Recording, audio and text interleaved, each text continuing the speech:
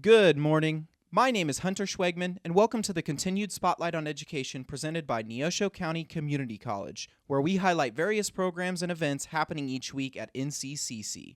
Today we will be highlighting some of the highly successful Panther athletic programs as the winter season is just about to kick off. First up today, we have men's basketball coach Taylor Shaffer on the mic. How you doing, Taylor?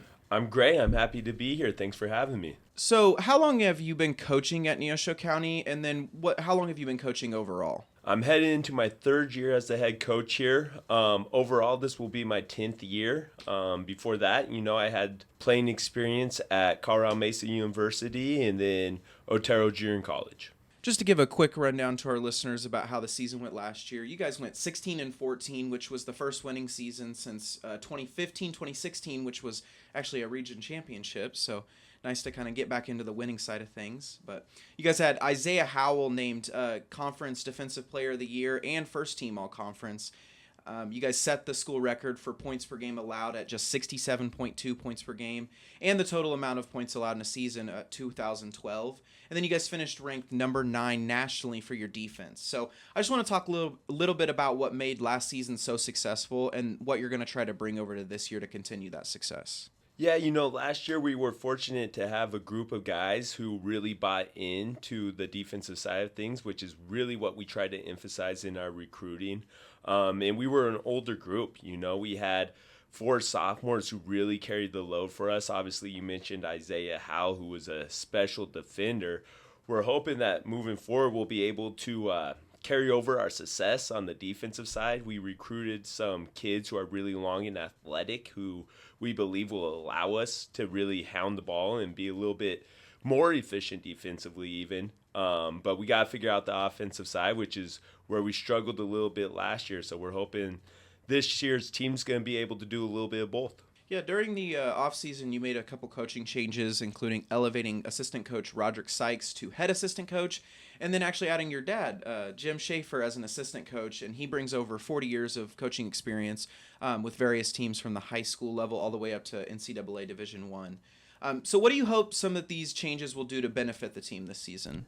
Yeah, we're really fortunate to have 3 coaches in the gym, and 4 if you count our volunteer assistant, J.J. Davis, who's the head women's coach.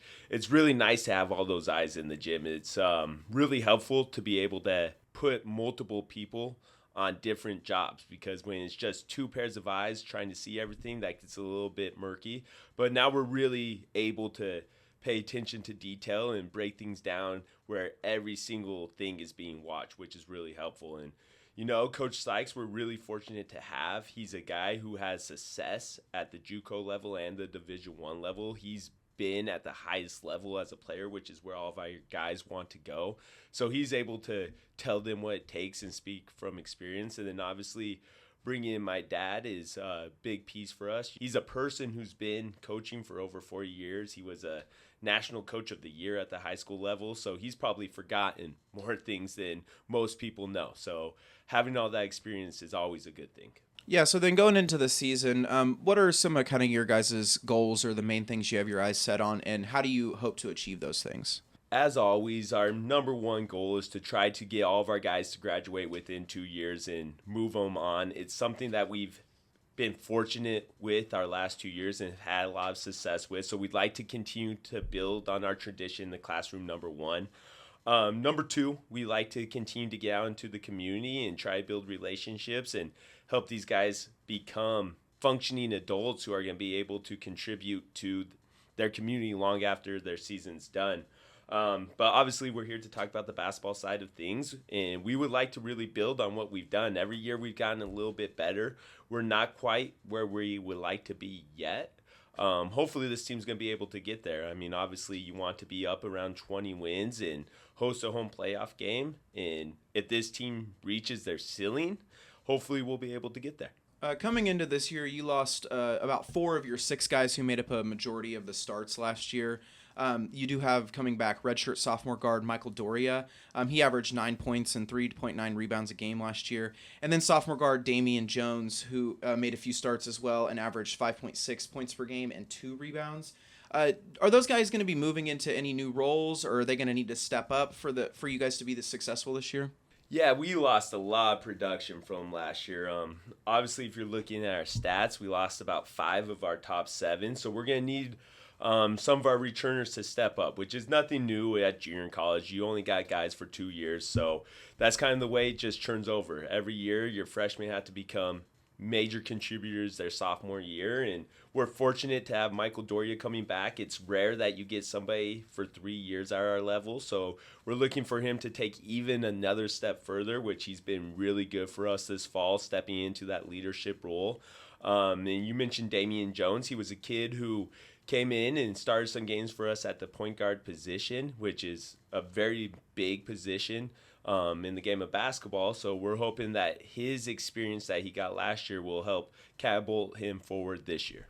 And then other guys returning this year with significant playing time include redshirt sophomore guard Aaron Doria and sophomore forward Jordan Burley. What'll it take for these two to find a way into the starting lineup or make a bigger impact than they did last year? Well, with both those two that you just mentioned, they're really good kids who play extremely hard, which is a very big thing for us in our program. As you mentioned, we were really successful defensively, and that comes from having tough-nosed kids who play hard all the time.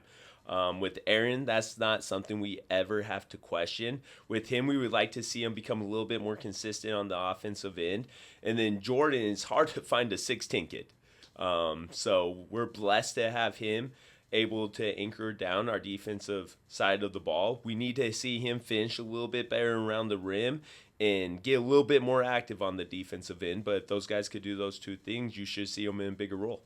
Yeah, and you told me beforehand that there were a couple other guys that you were hoping to make some big impact, including sophomore forward Andre Stewart, who's a transfer from Chesapeake Bay Community College, where he averaged 12 points and 4 rebounds a game last season. Also, freshman guard Champ Pawaki from Pullman, Washington, and freshman forward and Aiden Profit from Washington, Missouri. Why did you recruit these guys, and what are you hoping to see from them this season?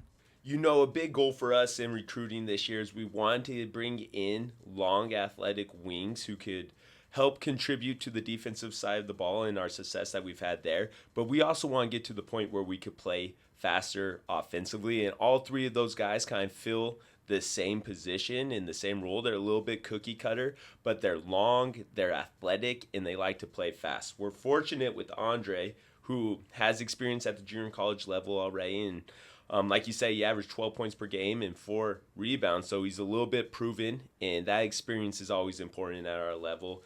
And we were very fortunate to get Champ Pawaki. He's a kid who was very close to going to a Division I school, and we lucked out with some relationships that we have with his high school coach, and we're fortunate to get him here. He's really athletic. He does everything well. We think he's going to be a big piece for us. And then Aiden from Washington, Missouri is just a different breed of athlete. I don't know if we've had a kid who is athletic as he is in the gym in our 3 years here. Can't talk about the new incoming guys without talking about one of our local kids. Freshman guard Jordan Duncan out of Schnute High School.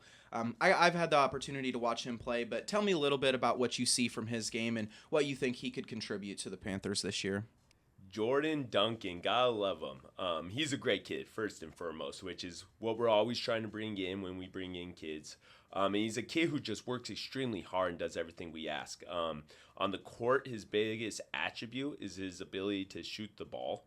He can really stretch it, and just this past week, you know, he set one of the records for one of our shooting drills that we've had for the 3 years I've been here. So his ability to stretch the floor and make shots is obviously key, but you gotta love the way he comes with a positive attitude and works hard and does everything we ask of him. Coach, I know you mentioned earlier that your number one goal is getting kids graduated and onto the next level and getting involved in the community. So how do you guys work on that kind of player development off the court? And are there any like upcoming events, community involvement, or charity work that the team is getting into this year? Of course, when you talk about that kind of stuff, it always starts with recruitment and bringing in the right type of kids who could represent our program and our school in the community with pride. And I think we did a good job with that this year. I think when our guys start to get into the community and you guys get a chance to meet them, you're really going to enjoy this group that we have in. They're really nice kids. Moving forward, you know, we have the parade coming in up for our Alley. And then after the parade, you'll be able to find us at the Chili and Cones. We'll be running that. After Chili and Cones for our Alley, we'll be at the museum to help with the books. And then we'll also be out there in Erie for their Halloween festival, I believe is October 26th, I want to say. So you'll be able to find us there, but we're always looking for more opportunities to get out there in the community. So if anybody ever has any events, we'd love to be there. Just reach out. Well, Coach, that's all I had for you. Thank you so much for coming in. Thank you for your time and sitting down with me this morning, and good luck this season. My pleasure. It was great to be here. Thank you for having me, and we look forward to this year. Hopefully we'll be able to build on some success, and we hope to see you guys out there. Coach Shaffer and the men's basketball team will head to the JUCO Advocate Jamboree in Norman, Oklahoma on October 5th to open up the preseason before opening the regular season on Friday, November 1st against Redlands Community College in El Reno, Oklahoma. Next up on today's episode, we'll be talking about the women's basketball program, and here to chat about that group today is head coach J.J. Davis. Coach, how's it going today? Hunter, thanks, man, for having us. We're excited to be here and excited to talk to you about this year's team and talk about the new goals and new expectations for this year. JJ, I know plenty of people in the community know who you are. You're really good about getting out there and spreading the word about the women's basketball program here. But for those who might not know you, how long have you been here coaching at Neosho County? What's kind of your coaching background and your playing background overall? Yeah, this is my 12th year, Hunter. Man, it's flown by, but this is my 12th year, 15th overall as head coach or associate head coach. I spent 3 years at Brown Mackey coaching men and women as the associate head coach there. Spent a couple years in high school. I ended up playing at JUCO, then I played at West Virginia, then spent 2 years in Mexico and 1 year in Peru. So of my 47 years of life, I've been with the basketball for 41 of them. So, yeah, that's hard to say out loud. I'm starting to get old. Coach, just to give our listeners a little bit of background on how last year went for you guys, you finished the season 20-9 with a 7-5 conference record. This was your third straight winning season. You guys set numerous scoring records. You had 15 games with 20 or more steals, and you averaged nearly 20 assists a game. And then you had Janiah Brown, who was named second team all-conference for the Kansas Jayhawk Conference. Just tell me a little bit about what made last season successful and what kind of things that you're going to try to bring over to this year to replicate some of that success.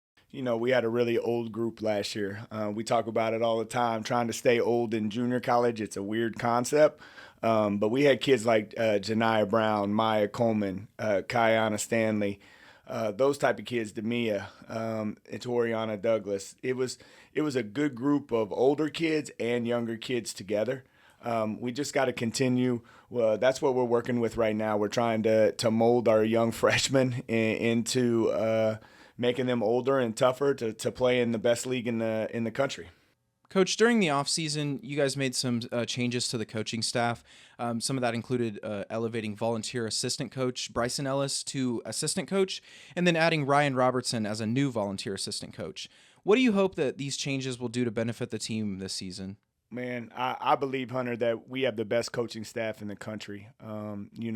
We got a number of young men and older men that help us, starting with Coach Mark Childress and DJ Dangerfield are a couple of our volunteer assistants. And then Ryan Robertson, we just added him, and he brings toughness. He's been with us in the past. He played here before. He actually was a student coach for me at one point early in my career here. And then we moved Bryson Ellis from volunteer to first assistant to, highlight some of the great things that he did for us last year and just let him get his feet wet and get those things that he wants to be a head coach one day. And hopefully, we give him a little bit more experience, give him a little bit more, stuff to do. He'll get ready for that, and we can move him on to somewhere where he really wants to go as a head coach. Coming off such a successful season, and then with the changes that you made in the coaching staff, coming into this year, what are some of your goals and hopes for the season, and how do you plan to achieve those things? Our goal is always to take another step better. Our goal is always to try to get to the Final Four in our region. We fell short of that by 1 point on a last-second buzzer beater 2 years in a row now, once by Labette and then last year with Highland. what we want to achieve with this team, man, is for them to have their growth. We want them to be the best version of themselves. They know they got to go through the process. Us as coaches, even though we're older, we also, we got some young guys on staff, new guys on staff, and they got to go through the process of teaching and learning. But the goal is always the goal. The goal is to try to get to the Final Four of our region and see where that takes us. We also know that we got 20 freshmen, but there's no excuses ever made at the Neosho way. So there won't be excuses this year either. Looking back at last year's roster, you guys returned just a single starter in sophomore guard Tiara Hozumi. She averaged 8 points per game, 4 assists per game, and 2.9 rebounds per game. You also bring back sophomore guard Gigi Thompson. She played all 29 games, averaging 6.2 points per game and 2.4 rebounds per game. So looking at those two, what kind of new roles will they need to step into for the Panthers to be successful, or are they just going to have to keep stepping it up like they did last year? The biggest jump in college basketball is from their freshman to sophomore year.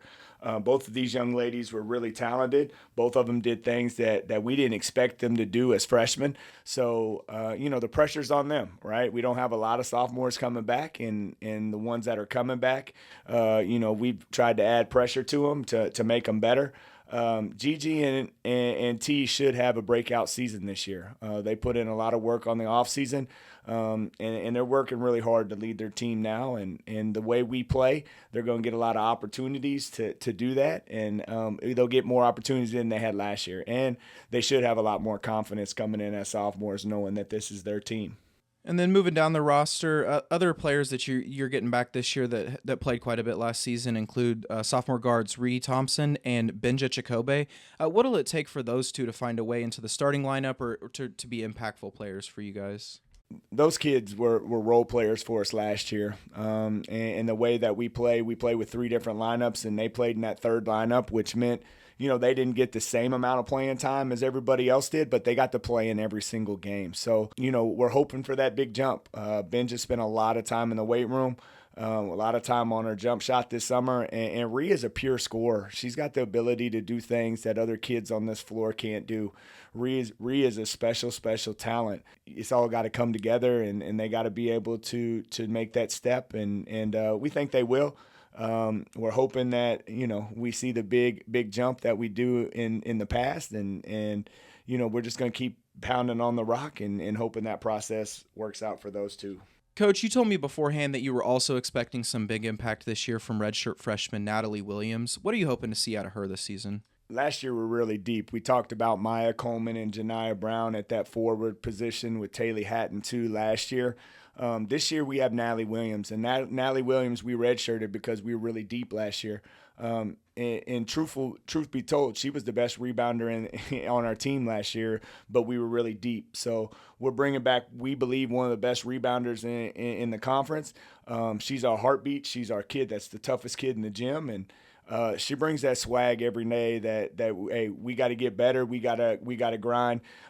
She's kind of a poor man's version of Janiyah Brown. So she may not score it like Janiyah, but she's gonna work harder and play harder and do things that don't always come in the scores box.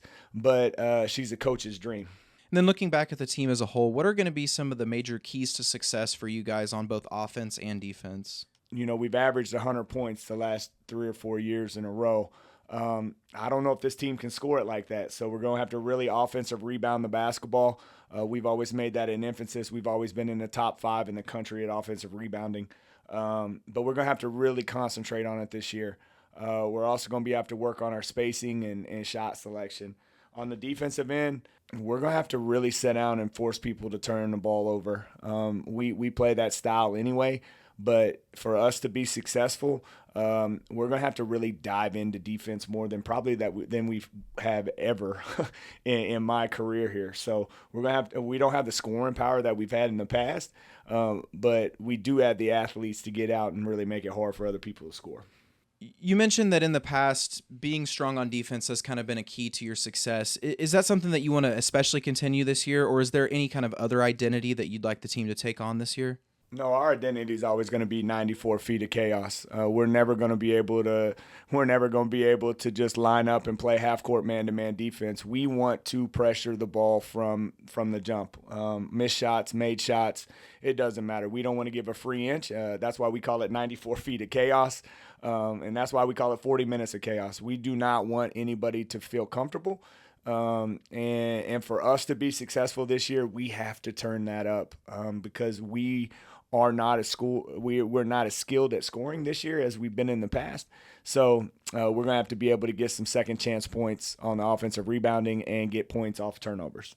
We've now talked plenty about how you guys are working to get things going on the court, but I want to switch gears for a second and ask, how do you and the coaching staff approach player development off the court, including academics and community service? The Neosho way has always been built on 4 core values: serve, honor, compete, and now. Serve will always be our number 1 core value, which that means that each one of our kids are going to do 60 hours of community service every single day, and maintain a 3.0 GPA. That's our standard. That's our value, and that's why we're so successful at getting people to move on to the 4-year level.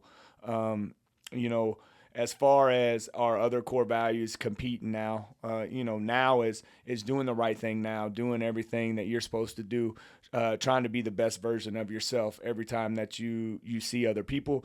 This is hard for some of these young kids when they first get here. They come from different environments, different cultures, and then they have to adapt.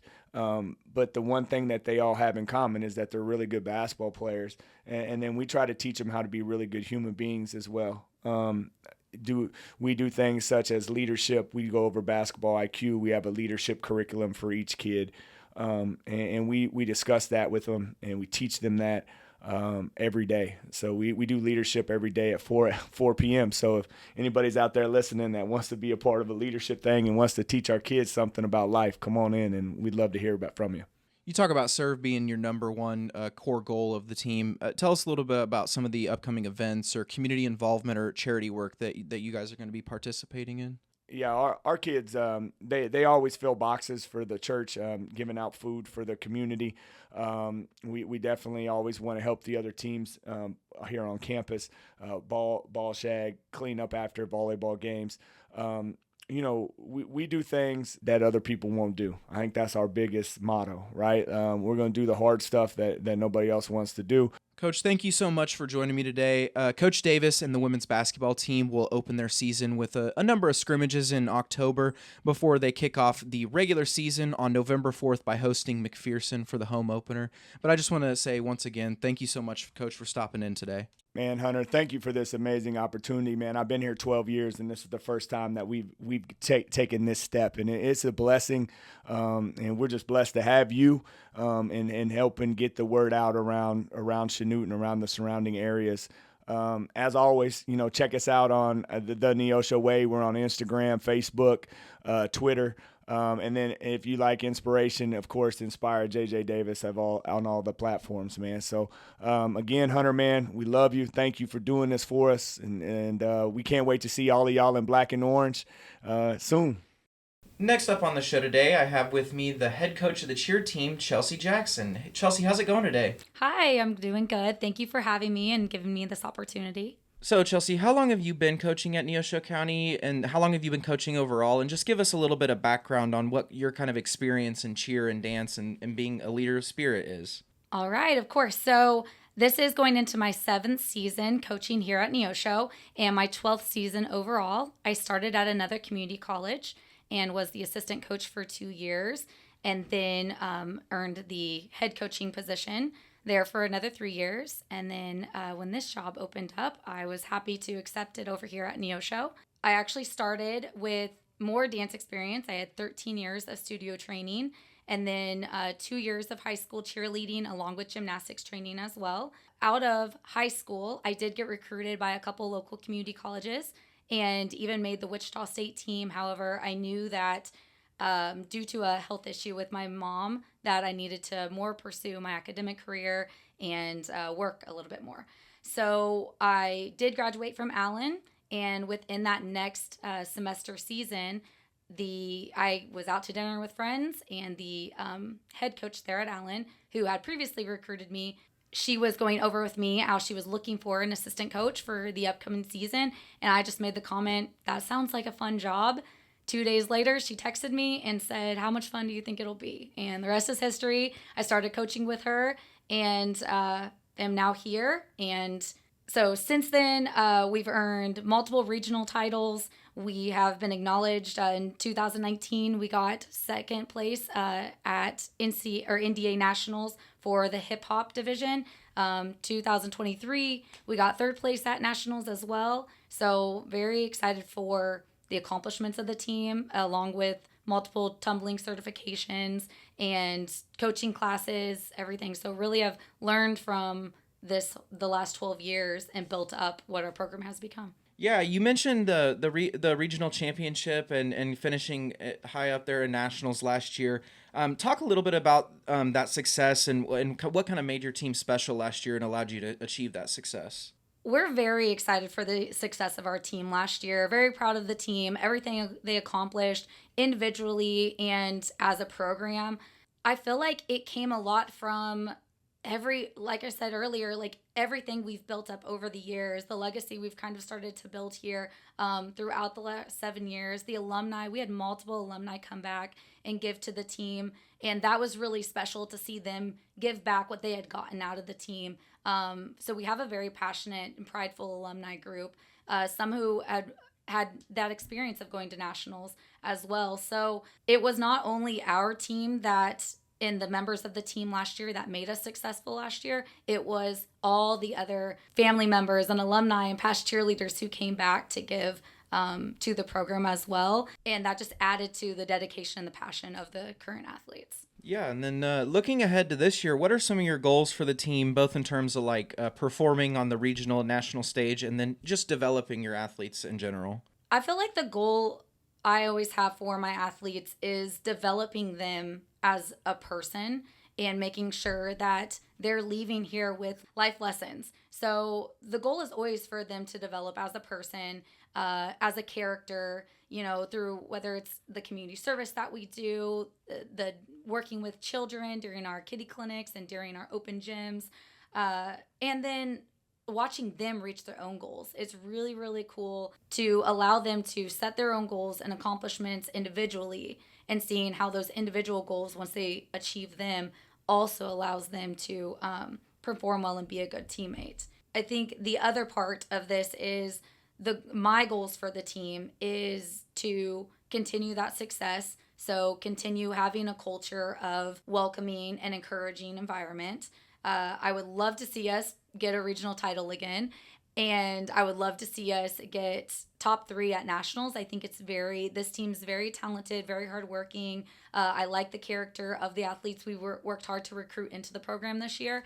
So top 3 at nationals would definitely be a big goal of ours. And winning the titles and everything, it's great and all. However, watching them grow as an athlete, achieve their goals, and being able to prepare for the next level, going on to their universities or going on in their career, that's really the overall goal and mission, and continuing our culture and our character for the upcoming season and the upcoming years. We all know that the cheerleaders are there for the basketball games and the volleyball games. They're, leading chants and stuff along the sidelines. But kind of from your perspective and your, I guess, philosophy of cheer and spirit, what is your team's role in like the overall game day experience for fans and for the athletes that are playing their sport? I would like to think that we contribute to the overall atmosphere. We try to give a good, Panther pride in the stands, whether it's the mascot going through and giving high fives. We take pictures with kiddos out in front of the games. We try to be a part of the themes that we have, whether it's cancer awareness or autism awareness. We really try to help promote those things as well. The essential workers game last year, we had one of the policemen who was a former alumni cheerleader and dancer come perform with us. And so we have a lot of fun with all the kiddos that come, throwing t-shirts, all of those things. I would like to think that we're just helping promote the community to come and have fun at these games, and maybe even inspire that younger generation of, I want to be a Neosho cheerleader, I want to be a Neosho basketball player, I want to be a Neosho volleyball player someday, because they see the atmosphere that we have, and how much fun it is to not only be a fan, but maybe even be a player here on the court. When you're developing new routines or cheers for, either during games, half times, or even competition, what kind of inspires you, and what kind of process do you take to create those? I get inspiration from all over. So whether it's a trendy song or just something that we see a professional team do, sometimes it's even just like the theme of either the game or a theme that we get an idea from. You can pull inspiration from anywhere and try to make it fun for the crowd and make it fun for the team. So I do a lot of the choreography for the halftime routines, the cheers, the sidelines, or the really fun part of my job is we have cheerleaders that have the talent of creating choreography as well. So we'll collab and allow them to make some of those sideline dances and cheers, or feel like they're a part of creating some of the halftime routines as well. They get excited about it. They feel appreciated. They feel like they're a part of the creation of it. So it makes them perform with more enthusiasm. And so that's really fun to see them create it and it all come together for the performance at the end. As for our nationals routine, we do bring in an NCAA choreographer to come in, and he understands the judging. He understands the way that the judges like to see the choreography. He'll do all the counts. He'll create the choreography, and then we fine tune it from there for our regionals and our nationals performances.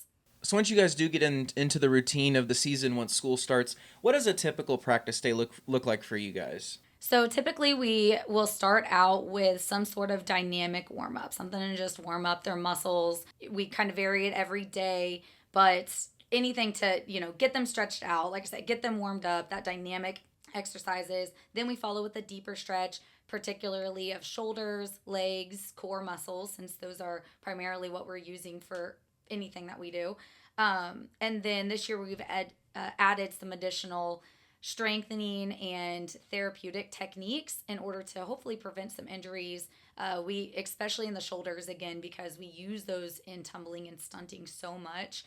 And then core strengthening as well. So we do some different therapies along those lines. So that's normally the first 30, 45 minutes of practice. Following that, depending on what we need to get into, we're a pretty structured practice. I base it week by week according to our goals. So each week we kind of have a goal of what we'd like to accomplish as far as stunt wise or tumbling wise. When we get into more of comp season, it's, are we hitting our sequences we need to? And then we will do drills in order to achieve those goals. So we break it down to starting with drills in order to achieve progress in either stunting and tumbling. And then towards the end of season, or when we get into comp season, we're doing more of the physical stunt practices, tumbling practices, in order to put it all together in the performance for regionals and nationals. And then looking to the roster for this season, you got a number of local kids on the team this year, including sophomore Wyatt Treloggan and freshman Camry Bennett from Chanute, freshman Dakota Finney from Garnett, and sophomore Joelle Lane from Ottawa. Can you talk a little bit about them and what being local to the college actually brings to the squad, more than just their energy and their enthusiasm for the cheer? Yes, of course. I have a soft spot in my heart for having locals on the team. I think it's really, really cool, especially being pretty local to Neosho. I grew up in Iola. To have these locals and give them the opportunity of the college experience. Even our ones from Humboldt and from Yates Center and Altoona Midway, the ones that we can pull in here who don't always have the opportunity to see what a collegiate cheerleader has, and the fact that we get to go and earn our way and have the opportunity to take them to nationals is really cool. It really opens their eyes to the bigger world of cheer. I think also the other part is the community aspect of it. When you have so many locals, you have more people who can come to the games and support the other athletes and fill up the stands. And so, again, creating more of that atmosphere. And then the other part, we fundraise for all of our nationals. And so having the community support as well to help us fundraise for those national and for them to have the experience, it's just really cool. It full circles. It allows these local athletes to get an experience that for most of them would be a once-in-a-lifetime experience, but also the community to be a part of that and to offer that to their local used to be high school athletes. So I just really think it's a cool aspect of our team, and I'll always love adding locals to our roster. And then looking ahead in the coming months, just kind of tell us a little bit about some of the upcoming events that you guys are participating in and any kind of community service you've got going on. Awesome. So we have a lot coming up. Actually, we have some open gyms coming up. Our first one this season. It's for all high school students to be able to, high school cheerleaders to be able to attend. They can work on tumbling and cheer skills with the team. And then we have some dates coming up in October, November, December. Artist Alley will be making an appearance there. We'll be helping around with the vendors and then walking in the parade. In November, we will be hosting a kiddie clinic, so parents can be looking in their elementary and middle school girls' backpacks for flyers for the information on that. November 4th, we will also be, after the women and men's basketball game, we'll be doing a poster signing for any of our fans who want a signed poster from the cheer squad. We have the Veterans Day luncheon and parade coming up as well. That's always a really cool event and very eye-opening and rewarding for our athletes. They get to talk to the veterans and mingle with them, learn their stories, give back to them as well. So that's always a really cool day that we have. And then going into the spring semester, we have regionals in March and nationals in April. We'll have a showcase somewhere in there as well, which we'll advertise through our Instagram and our Facebook page. Well, Chelsea, thank you so much for coming in today. Thank you for your time, and I'm glad we learned a little bit about the cheer team. It kind of gave me some insight on you guys' stuff is a little more complicated than it looks on the surface. You guys, it seems like you guys put in a lot of time to be very technical and very focused on what you're doing. I feel like cheer has grown so much in the last couple years due to the TV shows and the exposure that we've gotten nationally and regionally. And so very proud of them, all that they're accomplishing, all the hard work they're putting through. They're waking up at 6 a.m. to come in for training and practices, and they're stretching and they're doing the outside work. We're trying to give back to the community. So yes, very proud of them as well. Thank you. Thank you for stopping in, and have a great rest of your day. Thank you. You too. The final squad we'll talk about today is the Neosho County Wrestling Team. Last season, the wrestling team went 2-9 in duels with a 2-5 conference record, finishing the year with 4 national qualifiers. Head coach Matt Hansen enters his 5th season, with assistant coach Nick Ornelas entering his 3rd. The Panthers returned 5 sophomores from a year ago, including Jesse Hall at 141 pounds, Jonathan Perryman at 149 pounds, Huntyr Jennings at 157 pounds, Dylan Wagerman at 184 pounds, and Brock Small, a graduate of Chanute High School. Joining the squad this year on the freshman side is Ethan Guerra at 125 pounds, Caden Morris at 125 pounds, Evan Coble at 141 pounds, Kason Smith at 149 pounds, Caden Smith at 157 pounds, Ty Leedy, a graduate of Chanute High School at 165 pounds, Calvin Noonan at 165 pounds, Kelton Howard at 174 pounds, Malik Ayenride at 184 pounds, Draven Pipkin at 197 pounds, Avon Seacrest at 197 pounds, and Adam Colville at 285 pounds. The wrestling team kicks off their season with a duel versus Labette at home on November 1st at 6 p.m. The team also has duels scheduled against Drury University, Carl Albert State University, Barton, Cowley, Cloud, Colby, Northwest Kansas Tech, and Pratt. And they also have tournaments scheduled at Baker University, at Drury University, and the NJCAA National Duels in Miami, Oklahoma. And that has been this week's Continued Spotlight on Education presented by Neosho County Community College. For more information on Panther Athletics and to find schedules, rosters, statistics, and more, visit goneosho.com. My name is Hunter Schwegman, and don't forget to tune in next week as we highlight another amazing aspect of Neosho County Community College. Go Show!